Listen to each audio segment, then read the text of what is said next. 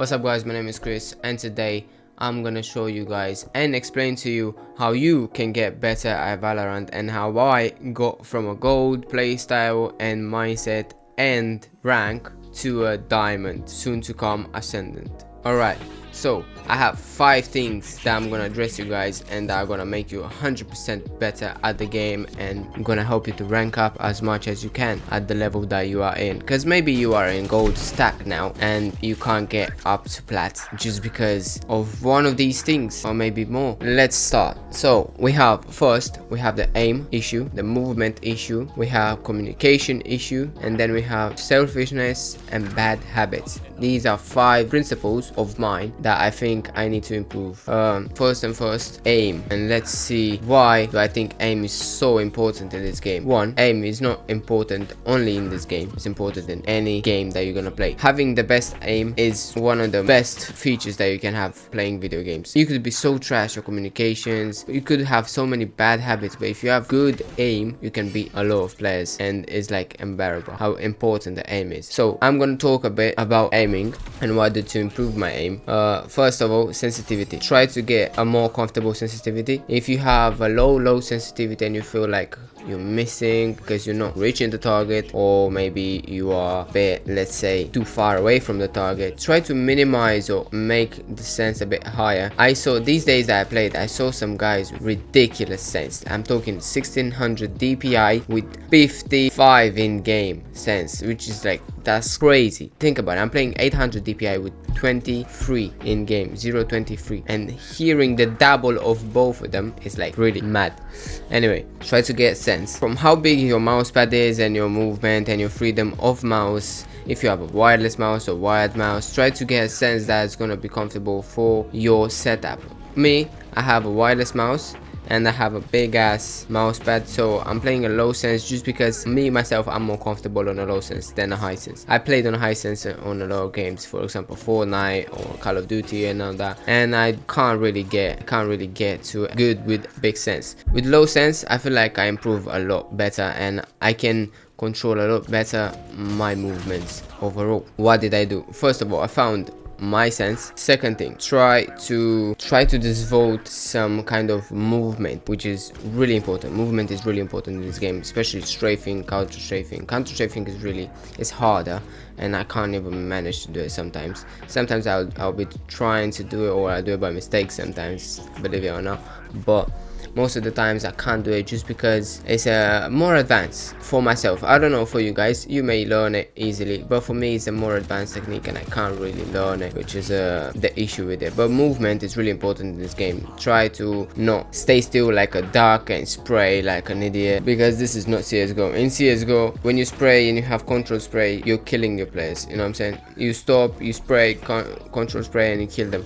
When here it's way harder to spray control. So movement is key. Movement plus aim, literally legends, you know what I'm saying? Legends are born with movement plus aim. If you have a good movement and you have sick aim, it's amazing. Can't lie to you guys, it is amazing. Third feature that I'm gonna talk about, communication. Third point that I'm gonna talk about is communication. Try to get a fucking mic, I swear down. Like, there's a lot of players low elo or high elo that have a mic, they don't fucking talk on the game, and just it's not helpful for the team, because if you think about it, this is it's not a solo game, it's a team game. You are 5 people versus 5 people. The best team is gonna win, obviously. But if you have this little communications, let's say, oh, he's a CT, or maybe let's say you were on split and you try to push on site and there's one player screens, and you say, oh, there's this player, blah blah blah, screens. This is gonna help the team know how to position themselves on site and how to plant, blah blah blah, all this, what to look for, where to look. Mostly, let's say it's like one player left and you know what it is, but because you just don't want to talk, you don't say anything, and they get killed by 2 players that get killed by 1 player because they don't know where it comes from, and there's multiple angles that they have to watch and a lot of stuff. But communication is really important in this game, especially because in low elo I see that players don't talk. Like, literally they don't talk. They have mics, some of them have mics, because, and you know they have mics because at the end of the game they'll be like, oh, never play this again, or never play Jet again, never play this. Bro, it's not about that. It's about you had the mic to say that, but you didn't have the mic to give some comms in the game to help us win the game. So try to communicate with your teammates as much as possible. Try not to be rude because they're gonna troll you. It's a lot of things. Low elo is just a madness. Selfishness. Try not to be selfish. Don't insta-lock every single game because it's not gonna help you. If you insta-lock every single game, it will 100% lower your chance to win just because you insta-lock. The insta-locking is a feature available only to players that are like highly skilled. Let's say Tens is, bro, if Tens is in my game and he insta-locks, alright, I'm like, okay, fair enough, you're Tens, like, you know what I'm saying? But don't be Timmy in Gold 2 that's his highest peak and he insta-locks only because he sees that the guy next to him was silver last act or something, you know what I'm saying? Don't be selfish, don't insta-lock. Try to talk with your team when you get into the game. Try to talk with your team and see what kind of plays you can make. Don't peek alone, double peek with players. Don't push to get the aces are gonna come to you and you're not gonna expect when they're gonna come to you, man. You're just gonna get rush of adrenaline and you're gonna start killing everybody. That's how aces are done.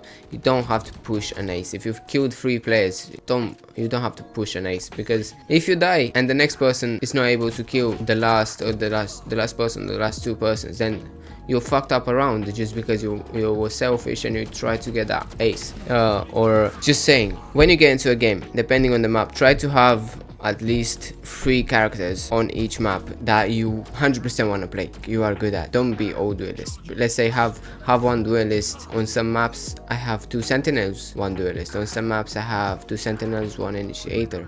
On some maps I have 2 initiators, 1 duelist, or you know what I'm saying, because I'm playing more aggressive on that map because I like the map. Try to not be selfish. Try to talk to the team. And even if you have like an insta-locker, just talk to the rest of the team and be like, alright, how can we help this guy, even though he may not be the best motherfucker to play Reyna in that game, or the best guy to play Jett in that game.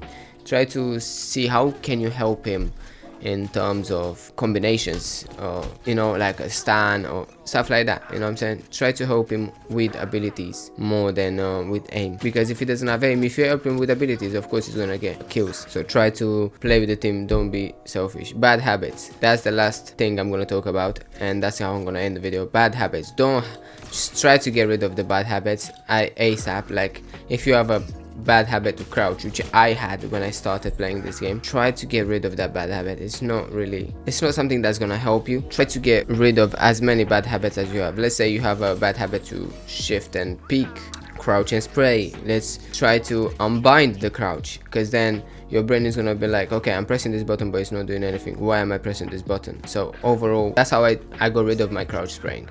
I don't know how you guys can get rid of, I'm not a specialist, but that's how I got rid of mine, and one of my friends got rid of it. Just unbind the fucking crouch, and then your brain will realize that it's pointless to press that button, and it's not gonna press it as a intend to kill the person in front of you, so because it's not gonna help, you know what I'm saying? So yeah, bad habits. Try not to peek alone, try not to over peek, try to think about what's gonna happen in the situation you are in. For example, I was on bind inside next to the box where the car and the plant is, and I was next to the box. No one knew me there was 4 players left. Situation that I could go killed through the box, because it's a wooden box and you can shoot through it. I could have got killed through that box, but what did I do? I heard steps around, there was 2 players going lamps, 2 players coming from bathroom, and I knew 100%, I knew, because even if I was in their place, I would have spammed through that shit, because I'm not risking anything, you know what I'm saying? So what did I do? I moved a bit forward to an angle that even if they shoot in the box, they can't hit me. Just a bit forward in the angle that they can't see me and they can't hit me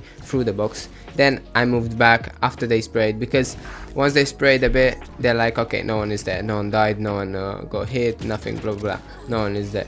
They didn't throw abilities random because they got scared or something, so no one is there. They went on site, tried to tap the bomb. One tapped the bomb, one was pushing my players' lamps, and I got 2 free kills because I played it smart and I moved these 2 steps in front and 2 steps back, which is like them 2 steps maybe made the round.